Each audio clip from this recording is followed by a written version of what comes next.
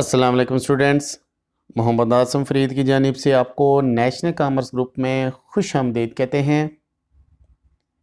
Students, आज हम statistics में chapter number 2 presentation of data में टॉपिक बाइवेरिएट फ्रीक्वेंसी डिस्ट्रीब्यूशन को डिस्कस करने जा रहे हैं।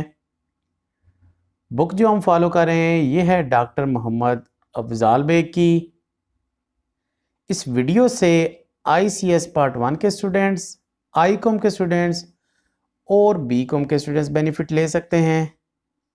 स्टूडेंट्स, बढ़ते हैं अपने इस टॉपिक की जानिब और देखते हैं हमारे पास टॉपिक क्या कहता है।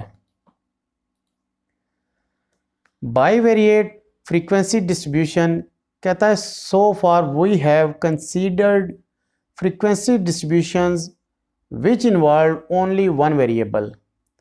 इससे पहले हमने जितनी भी वीडियोस को एक्सप्लेन किया है उसमें हमने सिर्फ एक वेरिएबल के बारे में डिस्कशन की है। Such frequency distribution are called univariate frequency distribution because they involve only one variable.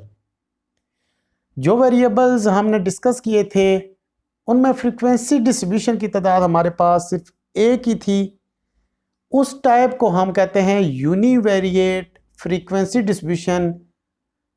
इसको यूनिवेरिएट फ्रीक्वेंसी डिस्ट्रीब्यूशन इसलिए कहा जाता है कि इसमें सिर्फ एक ही वेरिएबल शामिल होता है। यूनिवेरिएट का मतलब होता है सिंगल, यानी कि जिस हमारे पास डेटा सेट में सिंगल फ्रीक्वेंसी डिस्ट्रीब्यूशन हो उसको हम कह सकते हैं हमारे पास ये होता है univariate frequency distribution. We can also construct a distribution taking two variable at a time। हम एक ही वक्त में दो वेरिएबल्स को भी हम उसकी फ्रीक्वेंसी को डिस्ट्रीब्यूट कर सकते हैं। Suppose we have the height in inches and weight in pounds of 50 students at a certain college as given below। अब हम स्टूडेंट्स एक एग्जाम्पल ले लेते हैं जिसमें हमारे पास 50 स्टूडेंट्स हैं। उनकी जो हाइट है वो इंचेस में है और वेट जो है वो पाउंड में है। अब यहाँ पे 50 स्टूडेंट्स हमारे पास, उनकी अगर हम उसकी क्लासेस बनाएं तो ये क्लास लिमिट और क्लास बाउंड्री बन जाएगी। जो डेटा हमारे पास हाइट का और वेट का है ये हमारे पास फ्रीक्वेंसी डिस्ट्रीब्यूशन में बन जाएंगी।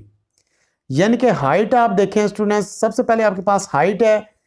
हाइट इंचेस में दी हुई है 60 इंचेस, 62 इंचेस, 61 इंचेस, 70, 64, 60, 65, 65, 73, 71। इसी तरह से आपको वेट भी दिया हुआ है। वेट आपके पास होगा स्टूडेंट्स पाउंड में। तो ये नीचे वेट का डेटा दिया है, उसके बाद जो है वो फिर हाइट का डेटा, फिर वेट का डेटा, फिर हाइट का डेटा, फिर वेट का डेटा। हमारे पास 50 स्टूडेंट्स हैं।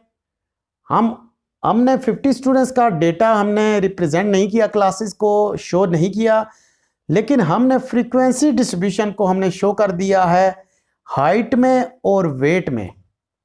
अभी आप यहां पे देखें तो हमारे पास हाइट और वेट दो हमारे पास वेरिएबल्स हैं जिनकी हमने फ्रीक्वेंसी को कंस्ट्रक्ट किया हुआ है। अगर हम इसको कंस्ट्रक्ट करें तो इस चीज को हम कह सकते हैं कि हमारे पास है बाइवेरिएट वेरिएबल या बाइवेरिएट फ्रीक्वेंसी डिस्ट्रीब्यूशन, क्योंकि हमारे पास दो वेरिएबल्स हैं, एक है हाइट का, दूसरा है वेट का।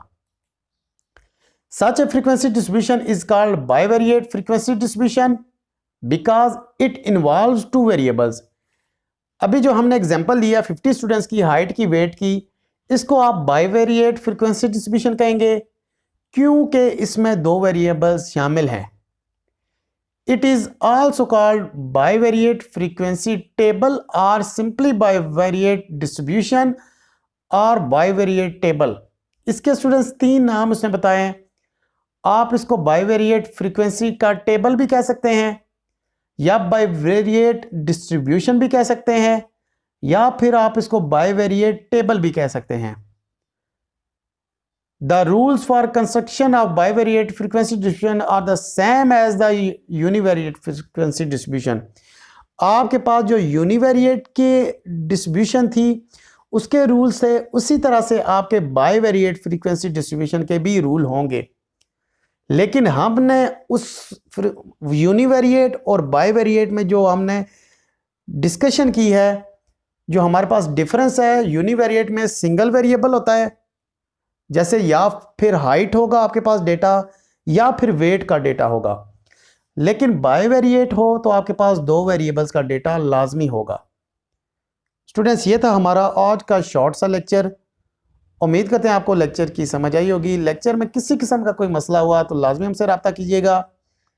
नेक्स्ट वीडियो के साथ दोबारा मुलाकात होती है, तब तक के लिए अपना बहुत सारा ख्याल रखिएगा।